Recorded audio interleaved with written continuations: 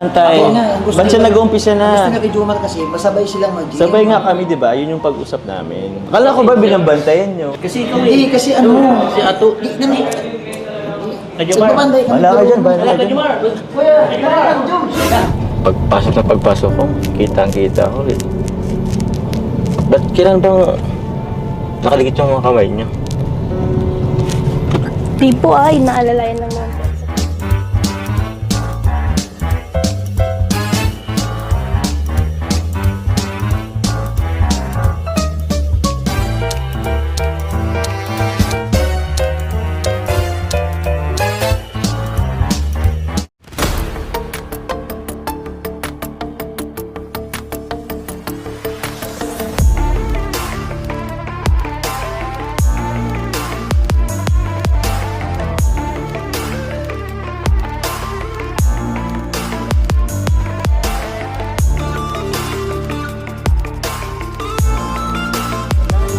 Baka mahulog ka. Hindi na lang, go lang. Sige, go. Sige lang. Yan, 4. Sige, go lang. Yan. Sisigaw ka lang. Ganda lang. Tulak lang. Go. Yung tuhod mo medyo pabuka konti. Ups. Sige, go. Tundahan lang. Huwag didikit. Sandal ka lang.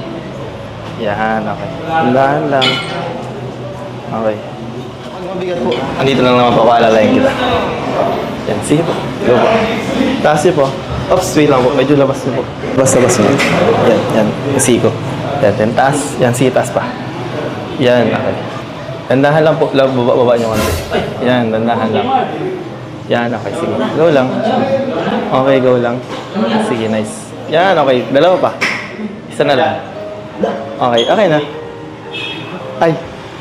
Kuya Jomar, hindi ka pala. Ito na pala. Nauna ka na pala. Ay, akin na pa, akin na. Ano yun, coach? Hindi, kunin ko lang. Kunin ko lang po. Kunin ko lang po. Di ba sabi mo, sabay tayo mag-gym? Nangyari? Nag-start na kasi po. Nag-umpisa ka. Di mo na ako hinintay. Wala yun sa pag-usap pa. Sorry po. Ito, kanina pa ba ito dito? Opo. So, Kahit at ba't di nyo man lang Hindi, pinasitan yun? tagal din po kasi dumating eh. Nandito nagbabantay naman kami. Nagpaturo muna ako. Kailan nag-start na kasi yung nag-start na yung gym nila. Hindi naman namin pwedeng time to it. Oo, pero alam niyo naman yun, kuya, di ba? Na hanggat wala pa ako, di mo na sila mag-umpisa kasi yun nga, mas dapat andito Pero talaga ako. binabantayan po namin. Binabantayan. Ayan na naman. Teka lang bro. Coach, Bakit kayo Jomar? di pa ako tapos bro. Matagal na po kasi yung pahinga kailangan ng next set. Mga sa sobrang sabay. Pero alam mo naman kasama niya ako, di ba? Oo, ang tagal niyo po kasi, kaya pinauna ko na, naiinip na. Matagal or ano? Hindi, matagal ka lang talaga. Ganun kasi. Teka lang coach, teka lang. Parang di yata tayo nagka-linawan dito ah. Hindi. Sabi, okay lang ako yun ha? Hindi bro, di ba? Okay lang po yun. Inaalala Di yun okay, di yun okay. Hindi okay lang sa'yo. Okay lang. Alam, di ba coach, matagal naman tayo nagkakausap, nagkakasama dito. Di ba? Asan yung respeto doon? Ay, hindi pinauna ko na ba't ang tagal niyo po? Naiinip na ako dito sa gym. Kaya Ano? Hindi kuya, hindi pwedeng kumalma. First time namin magkasama sana ngayon mag-gym. In-expect ko, nag-usap kami mag-umpisa kami pareha, sabay kami. But kasama na andito na agad si coach. Akala kasi namin, pwede nang magturo si coach kahit wala ka. Kasi si coach kasi Ako. ano na eh. Kasi nakalala po kami kanina. Kuya, Nasimula pa lang naman po kami. Pwede pa naman po kayong... Apo, saka nakabantay po kami kayo. nakabantay. Nakabantay. Ba't siya nag-uumpisa Gusto na? niya kay Jomar kasi, masabay silang mag-gym. Sabay nga kami, di ba? Yun yung pag-usap namin. Akala ko ba binabantayan nyo? Kasi ikaw Hindi, kasi ano, Si Ato. di naman. Kajumar. Magpapanday kami. Wala ka dyan, wala Wala, ka dyan. Kajumar. Kuya, tara, Jom. Pagpasok na pagpasok ko, kitang-kita ko rin. Ba't kailan bang nakaligit yung mga kamay niyo?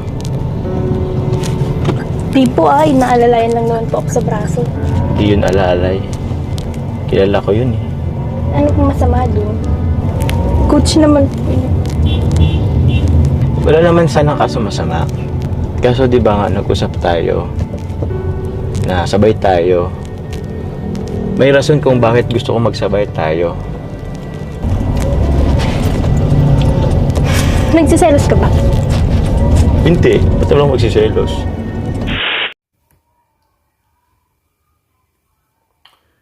Mga kalingap, mga ka-Adonis. Well, nakita nyo naman.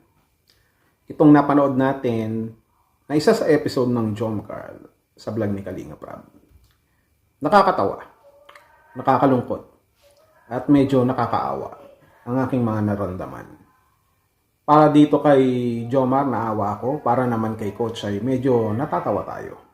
On the other side, gusto kong ibigay yung aking reaksyon, yung aking nalalaman, based on my experience na rin kahit papano, sa mga ganitong klaseng tinatawag po nating pagseselos. Nakita niyo naman, pagpasok pa lang ni Jomar, may usapan pala sila ni Carla na sabay sila mag-gym. Sa pagdating niya sa gym, napanood nyo, na nagsisimula na magpasikat. Nagsisimula ng magmalasakit itong si Coach kay Carla. Kaya nga, inumpisahan niya ng turuan, no, kahit papano itong si Carla. At nakita nga ni Jomar, at nando doon, pumiyok pa.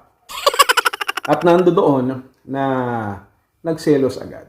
Nagkaroon pa ng paliwanagan. Nangangatwiran pa si Carla. Nangangatwiran, nagpapaliwanag din naman si Coach. Subalit sa isang taong nagseselos na kagaya ni Jomar, na hindi natin masisisi sapagkat hindi naman siya ganun ka-gwapo na kagaya ko. Usapang gym ba? Baka hindi tayo nagkakaalaman eh. Alam niyo ba yun? Naiintindihan ko yun. Subalit sa akin, kung talagang may tiwala ka kay Carla, may tiwala ka sa sarili mo, kahit ilang gym instructor pa yan, wala kang magiging problema. Hayaan mo lang sila. Ako, kung sa akin yan, kahit ilang gym instructor yan na malalaki ang katawan, parang kaya kong pagpipitikin niya na parang domino lang yan, nababagsak sa harapan ni Carla. Ganun ako. Pero si Jomar ay hindi ako. Ako ay hindi naman si Jomar. Para malaman nyo yung ibig kong sabihin, sa mga hindi pa nakakapanood, panoorin nyo po sa vlog ni Kalingap Rab. Subalit, gusto ko lamang bigyan ng reaction, actual reaction, on the spot reaction. Ito pong usapan ni Jomar at ni Carla nung nandoon na sila sa sasakyan ni Jomar at sila ay umalis. Sapagkat nag-walkout si Jomar, sumakay si Carla at sumunod ang kanya pong pangkat at hindi na po sila natuloy mag-gym. At dito nangyari yung kanila pong pag-uusap. Ay, magsama. Mapuputol na po yan.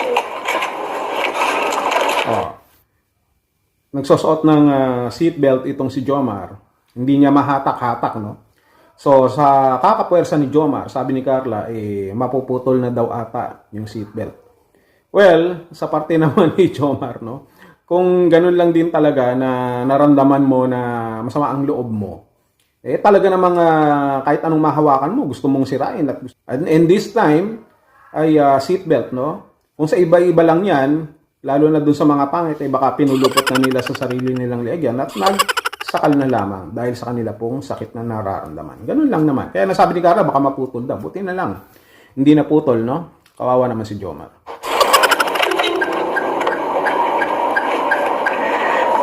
Akala ko po ba mag-busy tayo? Akala ko nga yun eh. Kaso, nawalan ako ng gana.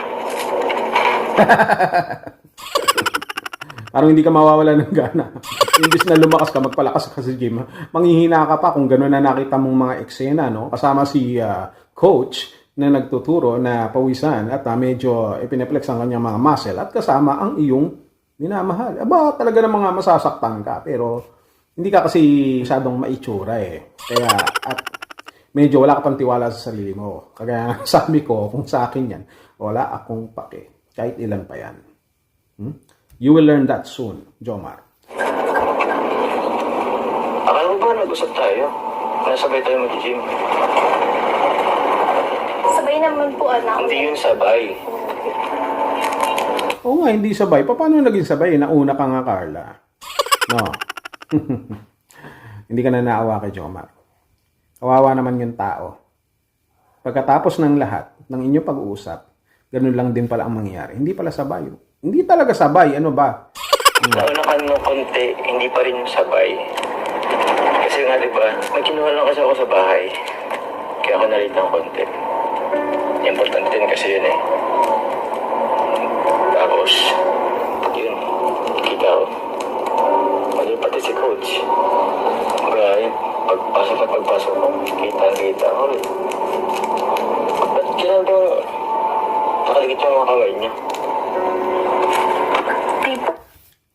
Malamang magkadikit ang kamay nila. Tinuturuan alam naman lumayo ng isang daang metro. Si coach pag nagtuturo, di ba? Malamang nandoon sila, ina-assist niya closely, no? Yung kanyang tinuturuan, yung kanyang estudyante. Ganun lang. Selos na selos. Ay nako, Joma. Pag ganun. No? Pag nag-gym ka, yung instructor mo ba nandoon sa baba? At ikaw ay nasa taas, nagsisigawan ba kayo?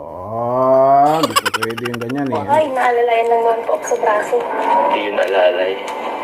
Kilala ko yun eh. Hindi raw alalay, inahawakan sa braso. Inaalalayan yun. No, paano ka ba umalalay sa isang tao? Nandoon, ano yun? Parang nakaano ka lang? Telekinesis ang dating, parang telepathic na walang hawakan, tas aalalayan mo. Paano kung mabagsakan yung tao, mahirapan, ma-injury, ano? Diba? Selos again.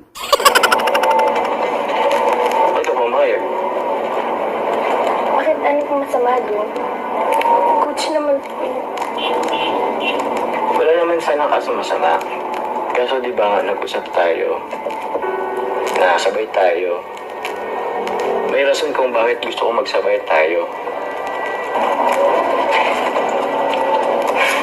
Ang rason na yun, kaya gusto mong magsabay kayo, kasi nga, ayaw mong maunahan ka ni coach. Kasi nga alam mo na may tendency na magustuhan ni Carla si coach na maging close sila at masira ang yung diskarte kay Carla. Ganun lang naman yun Doon sa mga Jom Carls, no? Yung mga Jom Carls talaga, huwag kayong masasaktan sapagkat ang pag-uusapan naman natin dito ay katotohanan lamang. Sa ganang akin, sa parte ko, tutulungan ko si Jomar kung paano niya totally ma-overcome itong kanyang nararamdamang pagsiselos and to build his trust kay Carla. Believe me, you will see. Nagsiselos ka ba? Hindi. Ito lang magsisilos. Hindi raw siya nagsiselos, ha? Hindi pa siya nagsiselos niyan. Paano kung nagsiselos na siya? Bakit? Dapat ba ako magselos? Hindi. Hindi naman pala Ba't malatanong? Ba't ganyan yung inaasta mo? Kasi nakakainis lang Iba yung Diba? Iba yung pinag-usapan natin dati na. Wala, di lang nasunod. Isang exercise ko lang naman po yung Kahit na. Ang usapan, sabay tayo.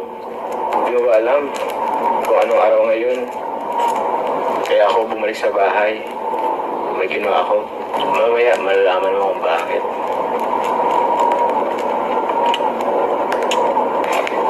Pasensya na.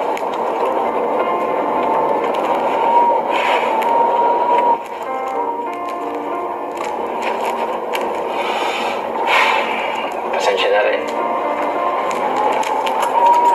Hindi lang kasi talaga nasunod yung gusto ko Pasensya na medyo nag-iitbula yung ulo ko. Pero, tama ka. Selos ako. Yun naman pala, inamin din na nagsiselo siya. Hindi kabawasan sa pagkalalaki na aminin mong nagsiselos ka, Jomar. Naintindihan kita sapagkat hindi ka pa ganoon ka tiwala sa sarili mo. Dahil nga, yes, you have a better life, but you don't have a better face. Yes, you have a better life, but you don't have a better body like me. You don't have a better charisma, kaya mararamdaman mo yung pagsiselos na yan. Lalo na pagdating kay coach at kay Carla. May tendency na iisipin mo na baka mapalitan ka. Magkaroon pa ng love triangle. Baka nakakalimutan mo na kinausap ako ni Kalinga Prab na magkaroon ng love triangle. Pag nagkataon baka pagsabayin ko pa kayong dalawa ni coach. No? Pero sige, tingnan natin. Konti. Basta nagselos ako. Ba't saan po kayo magsiselos? Nagulat ako Nung pakakita ko, ngayon, ibagad yung naramdaman ko Ganun siguro yun. Alam mo dati, isip ko, di naman ako magsiselos. Ba't ako magsiselos? Si coach naman yun. Dati kasama ko naman na yun.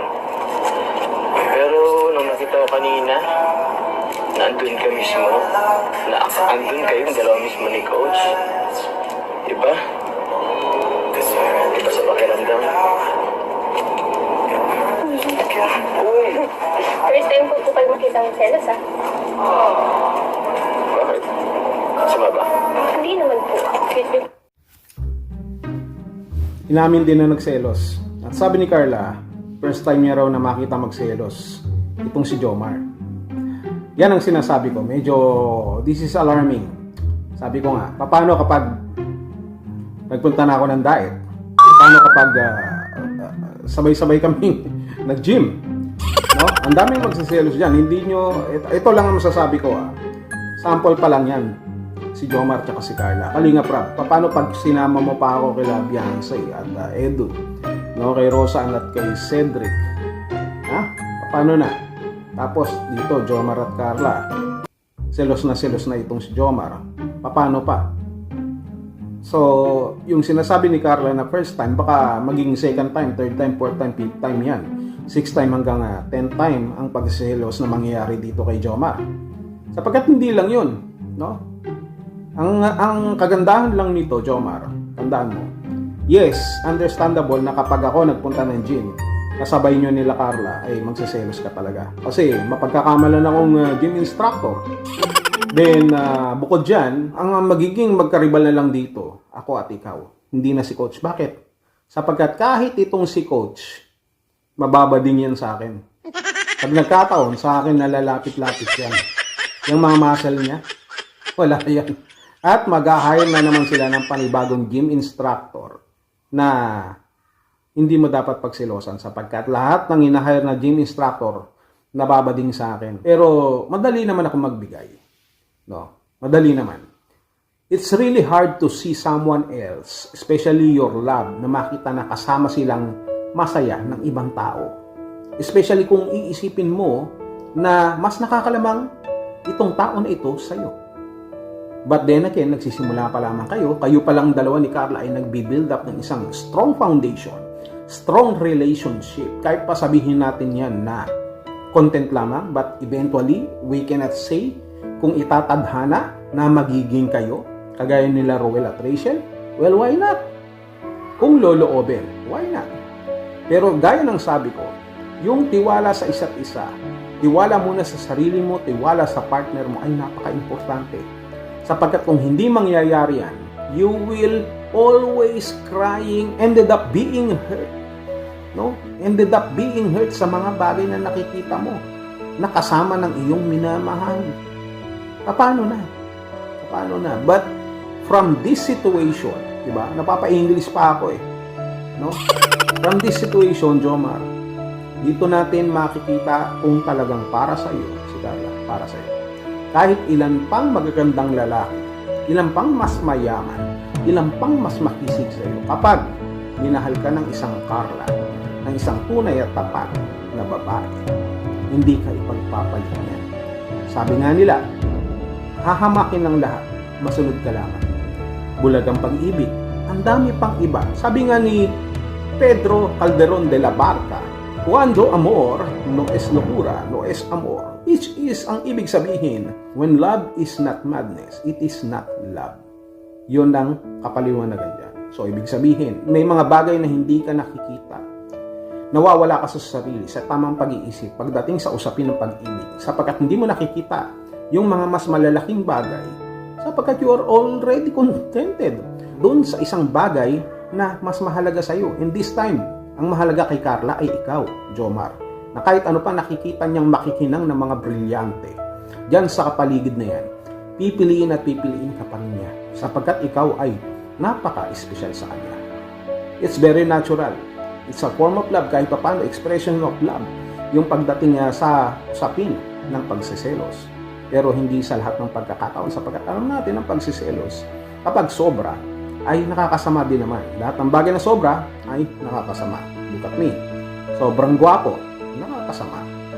Maraming nag-aaway-away, so hindi ko rin gusto. So, pagdating dito sa pagsiselos, inamin naman ni Jomar, ito ay isa sa bagay na magpapatatag ng relasyon ni Jomar at ni Carla.